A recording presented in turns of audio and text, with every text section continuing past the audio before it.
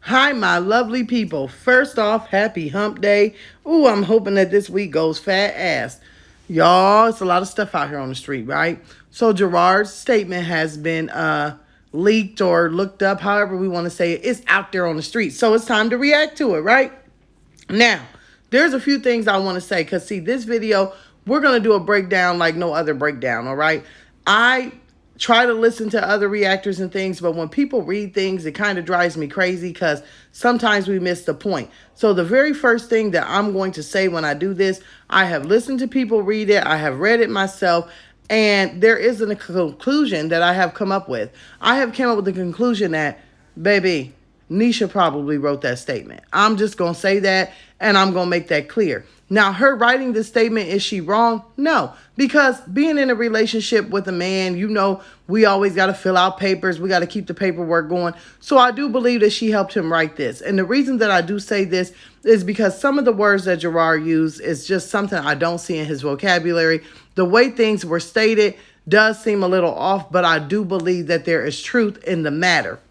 Now, there are two different sides to every story because I'm going to tell y'all, with the way Olivia lies, I didn't think nothing happened at the mall, okay? But something happened. So we're going to start the breakdown. Now, number one, first thing I will say when I read this statement, Olivia claims that the incident happened inside the mall. Remember, she said there was a lot of people around. She didn't know who was going to help her with the baby. She didn't know anything. She also said that she felt like everybody was looking and watching her and no one was helping her.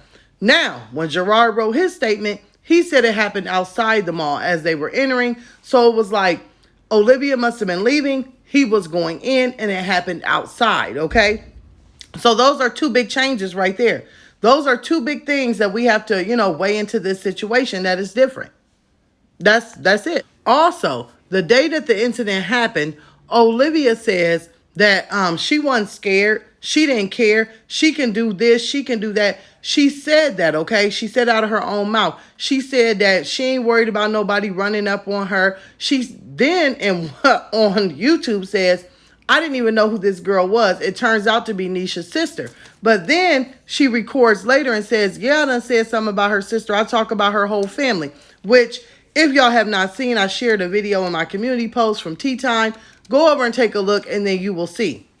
Now, another thing, y'all, this is some crazy stuff. After Olivia does the first live, okay, she then goes, erases it, goes over to Instagram, talks a whole bunch of smack about Nisha and her sister and about how wasn't nobody gonna do nothing to her. So, in Jerrod's statement, he says, Olivia was the aggressor. She was upset. She was upset because, check this one out, he didn't know she was there, but the kids ran up and gave him a hug. That's probably what started it all. He does say that Nisha's sister then begins to speak to Olivia, and Olivia gets irate and wants to yell and wants to scream, which we all know that that's probably true, right? Because Olivia is that type of person. Olivia also says that the girl that ran up on her said, guess what? Don't be posting or talking crap about me online and about my sister. And Olivia then replies with this. First of all, the other one is completely irrelevant. And now you coming up talking mess, talking about I talk shit. Okay, and I'm going to keep talking whatever you think is shit. I'm going to keep talking. Whether you hit me or don't hit me or I don't really. Oh, but then the next day, when Olivia comes to her senses after she erases that live, she says, somebody must have given her some advice to try and go get a restraining order. So the next day we see Olivia get on here. She's sitting in her car. She has on nice clothes.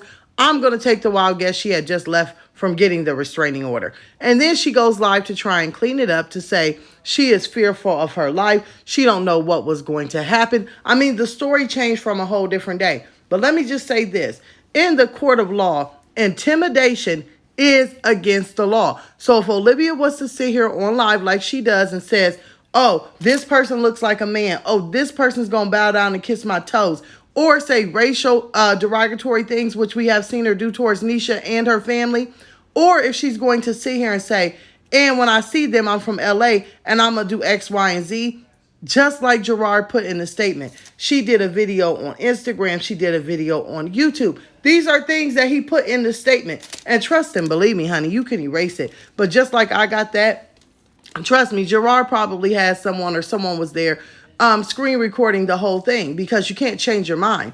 You can't say one day when it happened that you care nothing about it and you just was more worried about the kids, but you going to continue to talk and do whatever you want to do. And I don't care if they going to hit me or what they going to do, because they ain't going to do nothing. You can't do that. You either in fear for your life and you think something going to happen, or you're not. That's where the restraining order comes in. If you was truly in fear, you wouldn't have been popping all of that stuff. You wouldn't have been doing that. And see, that's what the judge is looking at. After this live, Olivia also goes to say that she was being harassed. They were texting her. They were calling her. They were saying what they were going to do to her. But Olivia said absolutely nothing about that in the restraining order. So peep that. If somebody was really texting her and harassing her after the fact, then why wouldn't Olivia just simply go and print them out and give it to the judge, and that would be evidence? She never once mentioned it, because guess what? It never happened. And I'm going to stick with that one. It never happened, because that would be something that Olivia would have rode downtown with, right? She also says in her restraining order that he called a public domestic disturbance. Now, in Jerrod's statement, Jerrod says that it was the sister. The sister did go up, that Nisha pulled the sister back, and that the children, okay, were starting to look to be upset, so they all exited the scene. So, once again, totally different story from what Olivia says. But once again, Olivia has said out of her own mouth that it was not Jerrod, it was not Nisha. She claimed that they stood in the background and they were egging it on. So my whole thing is, if Jerrod is saying it's the sister, if Olivia is saying it's the sister that approached her, why would you go get the restraining order on Jerrod? He absolutely did nothing. Now, I'm not going to sit here and say, I know him and Nisha thought it was probably funny. They probably laughed after it because they knew Olivia was about to get mollywopped. And honey, who don't want to see it? Okay? So I'm not even going to issue something saying that I think that he didn't laugh or think it was funny or whatever the case may be. And probably hope that, hey, before we get to her, she'll go clocking, whopping up on Olivia. But it didn't happen. So we can't talk about stuff that did not happen, all right? Also, we knew Olivia was mad when them kids ran to him, because they wanted to be with him. And Olivia tried to paint it as though the kids were traumatized, but the kids still wanted to go back home. The kids were still happy at home. So that X that one out for me, okay? Now, also, a lot of people were saying, well, Jerrod, why did he put that he has a license to carry? Well, first off, here in Indiana, we don't have to have a license to carry. We have an open arm policy here. We can carry our weapons wherever we want to, right? And whatever you do with them, that's the crime that you have to face a judge with.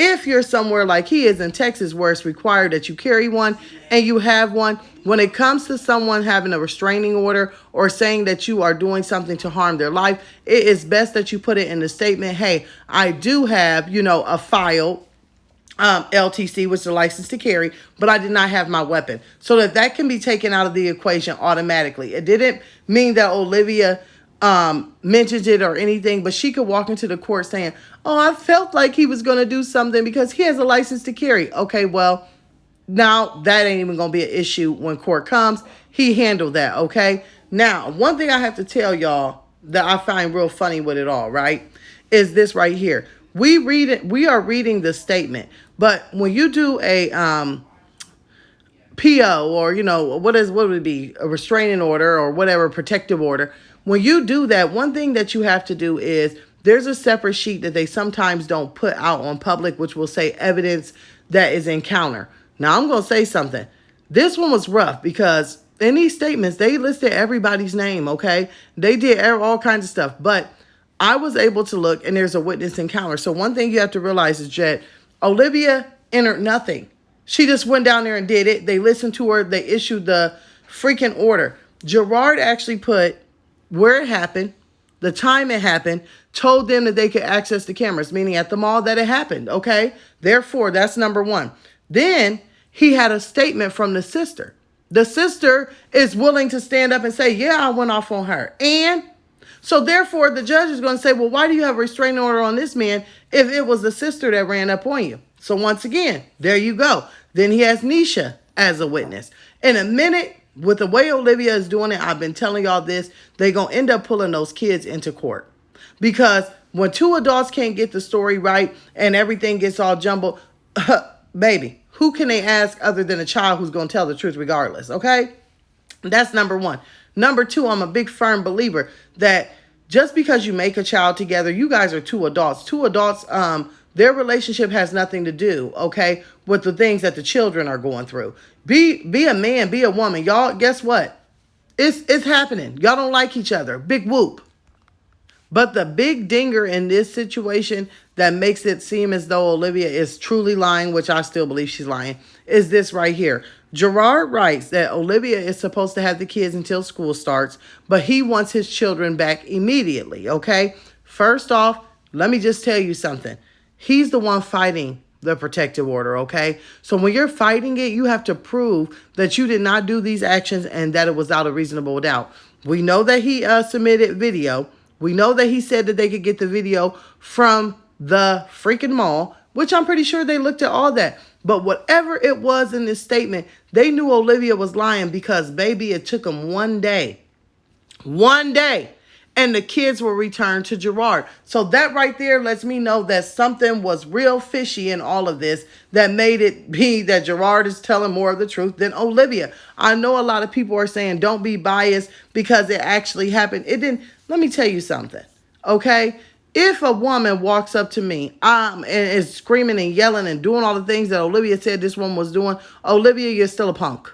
Because you should have handled your business right then and there and let them know that you wasn't here to play. Especially with the daddy and the stepmama standing there. Because the daddy and the stepmama, they're going to take them kids and they're going to do what they got to do with it. And you just either would have been mollywopped or you would have been the winner. So that makes you a coward, period. Number two, Olivia, you got on here and you pretended to be the big bad wolf, but then the next day you melted like candle wax that was lit on a hot stove and ran down there and you got that restraining order and you tried to say you were fearful. I mean, this girl went as far to say she was, if y'all go watch that live, she was in fear to go into any store. She didn't know what was going to happen. I'm going to tell you something. If Olivia and Jerrod were walking in the same store, I'm pretty sure Jerrod wouldn't say one word to her. He don't want to deal with her. If Olivia and Jerrod were walking in the same store and they're both by themselves, I'm pretty sure it'd be Olivia that would start the hot mess. And see, Olivia even gave it up in her video when she said, I'm going to do what I want to do. Yeah, I stood there talking. Yeah, I stood there doing it. Well, girl, you don't think that you was part of the situation? You didn't think that you... See, that's the thing that people don't realize. Sometimes what you say on the internet can be held against you in a court of law. The fact that Nisha and her sister don't get on here and talk about you, but you get on here and talk about them, Olivia, that can be seen as terroristic threats. You say, when I see them, what you gonna do? If you ever run into them, what you gonna do? Also, it's intimidation. So therefore, you can't pop your and then think that ain't nobody gonna check you in it. That's where a lot of people get this internet stuff out here wrong. There are people out here that have made enemies with on YouTube, and let me tell you something. When I see you, it's stuck, and it's forever stuck, and that's just how it's gonna be. And Olivia, you have made a lot of people feel like that, and it just so happened that somebody was out there to pull your whole card about everything you were saying on the internet. So I don't feel sad for her, and I don't feel bad for her. I say that be thankful that it was only words. That's what I say, because if it was somebody like me, it would have been different. I'm just gonna say it because that's just how I am. Also, another thing that I'm really not understanding is, Olivia, what kind of ammunition do you have? I mean, every time Jerrod gets on here and starts talking, all we hear is Nisha in the background saying, Jerrod, stop, don't say that. Jerrod, get off of there. Yeah, it could be fake. It could be something that she's saying because she wants to look good. But at the end of the day, we can't say what we think. All we can say is what evidence is. And evidence would be that she tells him not to talk about you, that you're not a priority in her life, that she still has the ring. She still has your children's heart. She still has your man heart. And you will always look bitter. You just got on here, if y'all don't remember, 2 weeks ago and was telling a story saying that Nisha knows how to do nothing but ethnic hairstyles and your kids aren't ethnic. And the culture, I mean, you throw so much shade at this woman. You were calling her all kinds of Helgas and this and that. Every time it's something, you bring it to the internet. So you look like the fool. Y'all, baby, I can't wait till January 6th happen. I can't. I wonder what the judge going to say. Probably laugh in her face. Also, one thing that you guys need to realize too is whatever Olivia went down there and said is obviously not working, because Olivia was doing a lot of stuff without any attorney representation. And for the court, Because Jerrod ordered this hearing. He wants to go in front of the judge. That's what y'all don't realize. He wants to tell his side. He wants to bring his witnesses. He wants to take Olivia down. And Olivia has to appear with an attorney. So she had to go hire a whole new attorney. So that means that whatever evidence that Jerrod has put in play, there is some foul, funky stuff going on that they found Olivia was lying about. I believe that there is going to be a big bang boom, and I believe the big bang boom in court will be, hello, Rocket, hello. Yeah, I believe that Jerrod went and got the footage, or Jerrod's attorney, from the mall, because once you say that a crime has happened there, and you have pulled out this, restraining order, that gives his attorney precedent to go and pull the footage. And I know a lot of people are saying, well, Storm, what's the big deal if they were inside the mall or outside the mall? Well, first off, if she's going to write in a report that she was inside the mall and she was attacked and it actually happened on the outside, that just makes reasonable doubt that Olivia is a liar. So that would make them look at the rest of the evidence. And baby, I think that Jerrod is going to enter, just like he did all of her YouTube videos, that video from the mall. And if it shows that him and Nisha are standing back there with the children, and Nisha then pulls her sister out of the situation, but Olivia is continue to stand there and scream and act a donkey, then guess what? Olivia, how's your face feeling? I think you know what you're doing over there, girl. You best stay quiet. You can't keep a story straight. You can't keep a lie straight. Dang, you don't take notes. You can't. Oh, I forgot. Shit. She only went to 8th grade. Didn't even finish that. Ooh, y'all. See how I'm getting messy? Ooh, I can't wait to see how this unfolds. I thank all y'all for being here. I thank all y'all for watching. We will be out here, and I hope y'all enjoyed the video. Please hit the like button, and I will see y'all a bit later. Out. Mount out, Storm Chasers.